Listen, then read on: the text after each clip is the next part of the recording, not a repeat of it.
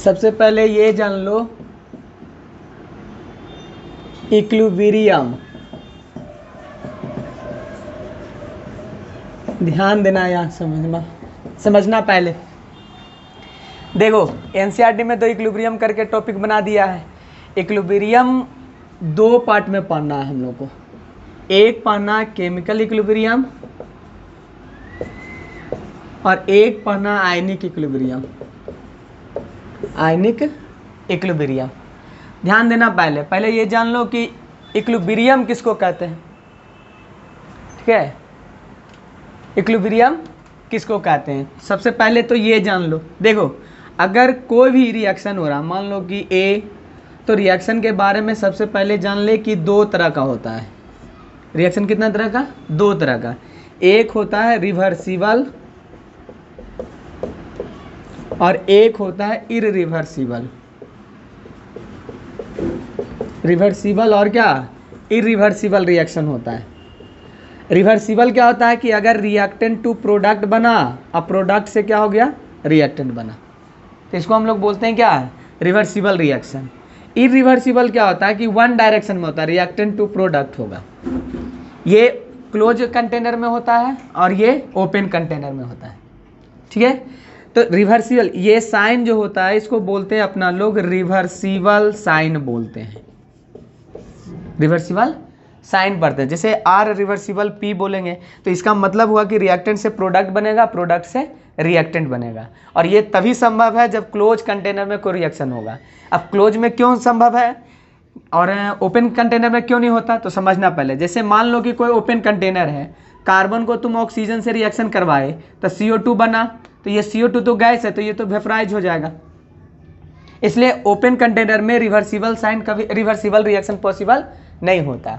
और क्लोज अगर कर देते हैं तो CO2 अगर टूटेगा भी तो कार्बन और कौन सी बनाएगा, O2 बनाएगा।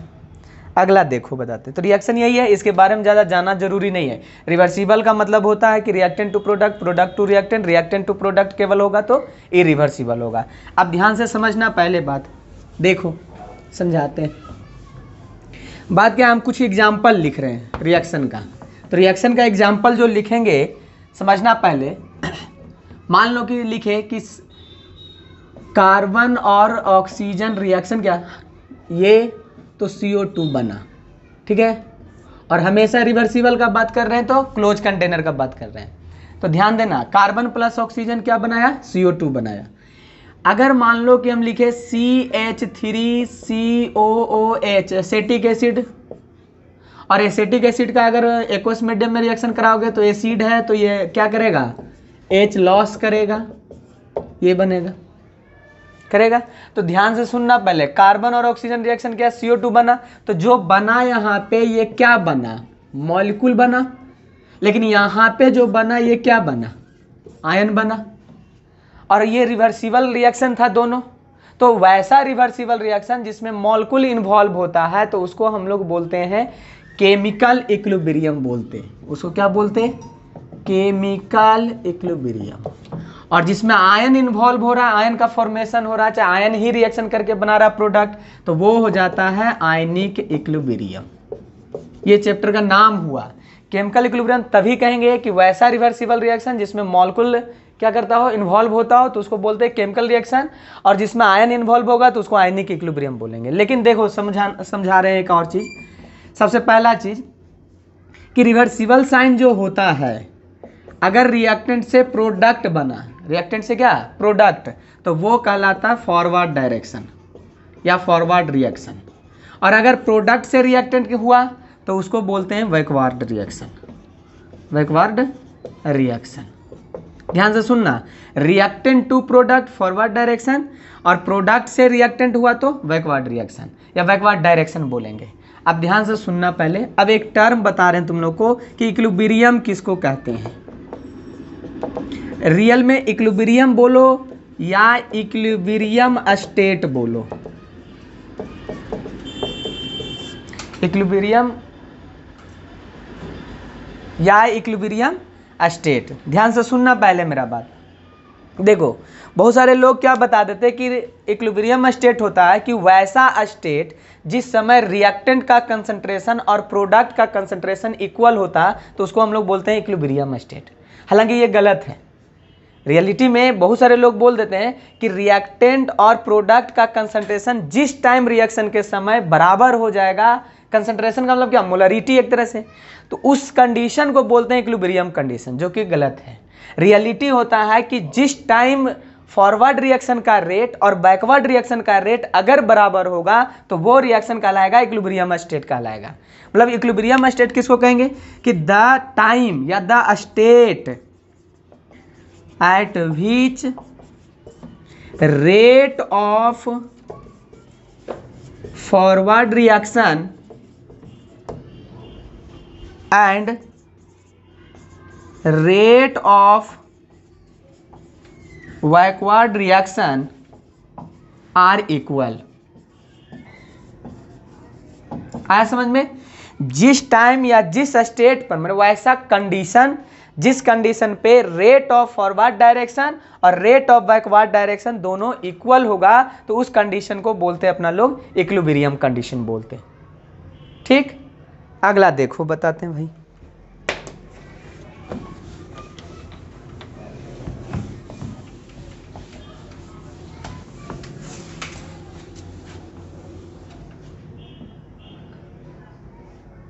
क्या देखिए समझिएगा पहले। अब हम लोग पढ़ेंगे तो इक्विलिब्रियम एट इक्विलिब्रियम भाई इक्विलिब्रियम कंडीशन पे ये ध्यान रखना कि rate of forward reaction is equal to rate of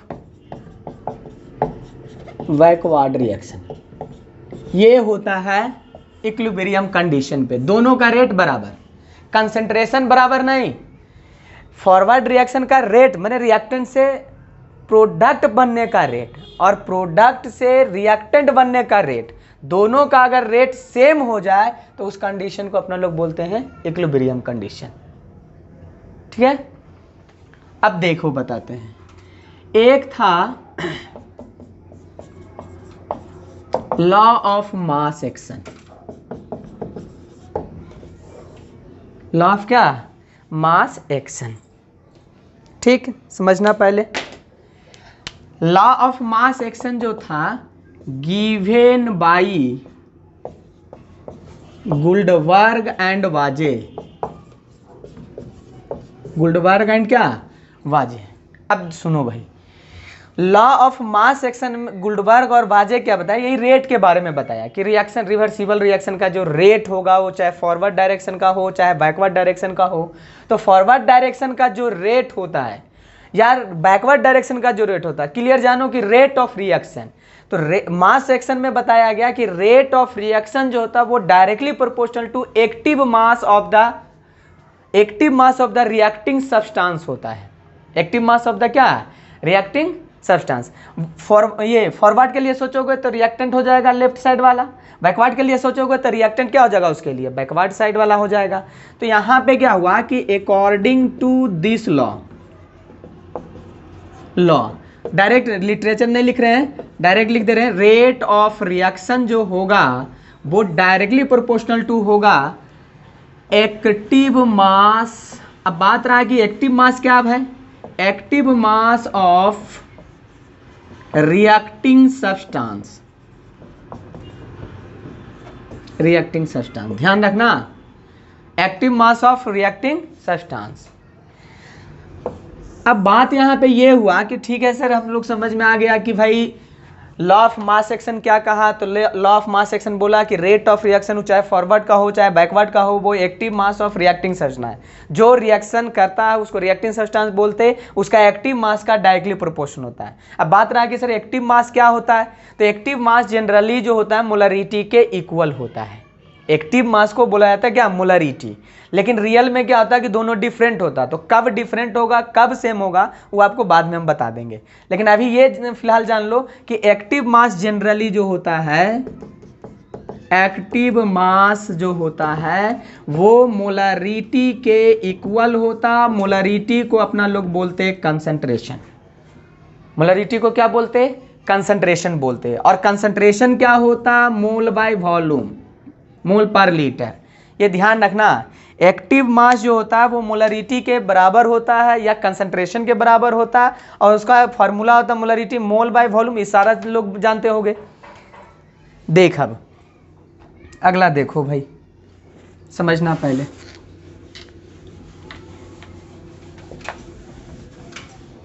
सबसे इंपॉर्टेंट यही है।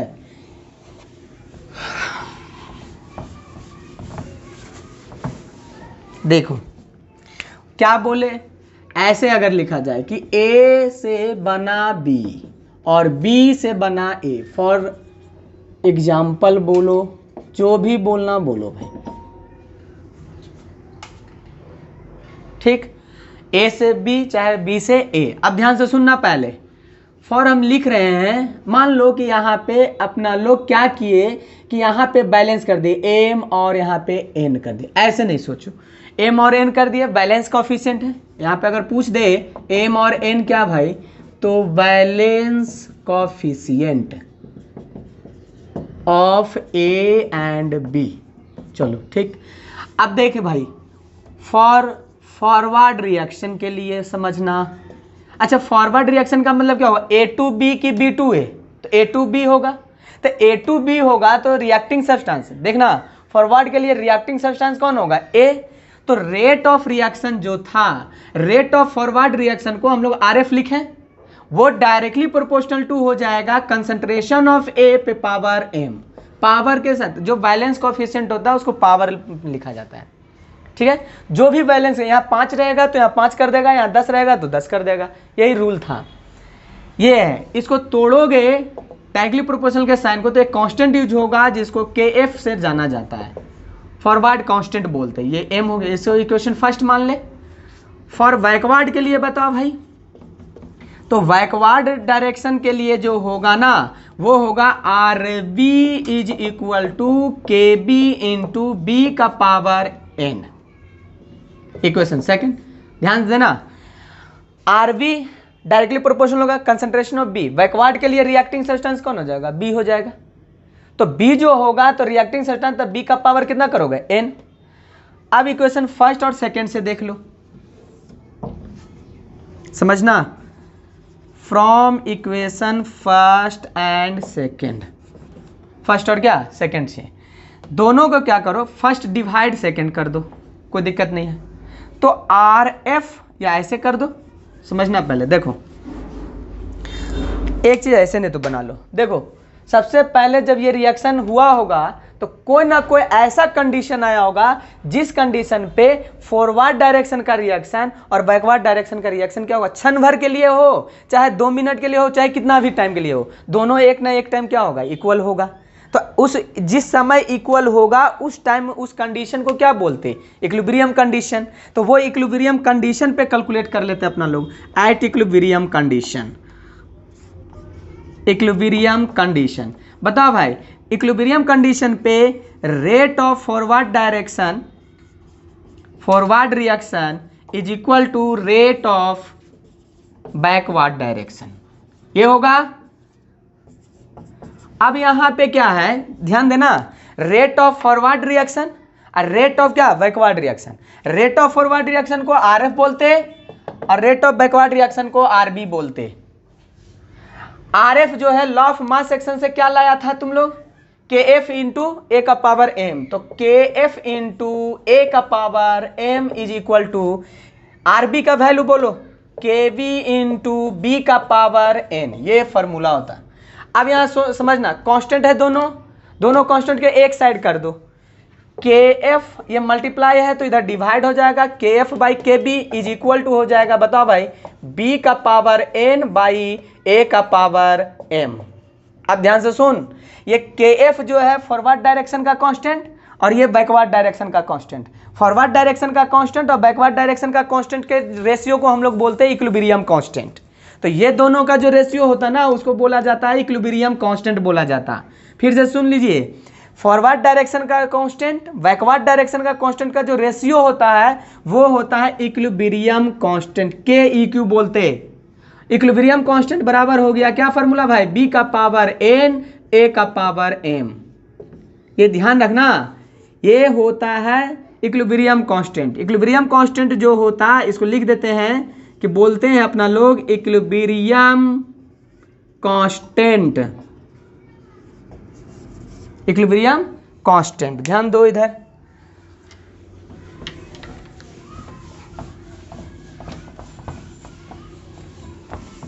देखो तो इक्विलिब्रियम कांस्टेंट जो होगा वो ऐसा नहीं कर सकते। देखो b का पावर n, फिर से लिख देते हैं थोड़ा समझाने के लिए, वहां नीचे था b का पावर n बाई a का पावर m।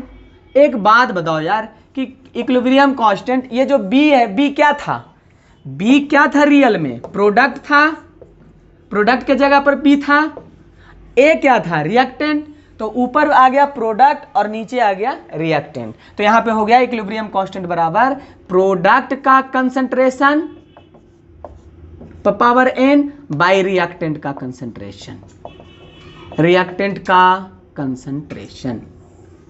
ये है इक्विलिब्रियम कांस्टेंट, n है पावर। आया समझ में? ठीक, तो आज यहां तक इक्विलिब्रियम कांस्टेंट देख लो अपना। एक चीज और थोड़ा सा जान लो भाई, देखो बताते हैं, मान के चलो ऐसा भी कभी कभी हो सकता था कि जिस समय रिएक्शन करवाए तो प्रोडक्ट और रिएक्टेंट का कंसंट्रेशन अगर मान लो सेम आ जाए, दोनों का कंसंट्रेशन क्या आ जाए, सेम, तो इक्विलिब्रियम कांस्टेंट क्या हो जाएगा, 1 हो जाएगा, क्योंकि डिवाइड करोगे तो 1 आ जाएगा कि नहीं आ जाएगा, E5 ये भी 5 तो 1 आ जाएगा, आ जाएगा। अगर मान लिया जाए ऐसा हो कि रिएक्टेंट ज़्यादा प्रोडक्ट कम, तो 1 से कम आएगा ना, ज़्यादा से कम में डिवाइड करो तो कम आ जाएगा। तो ये सब कंडीशन जो है अगले दिन बता देंगे, ठीक है। चलो भाई।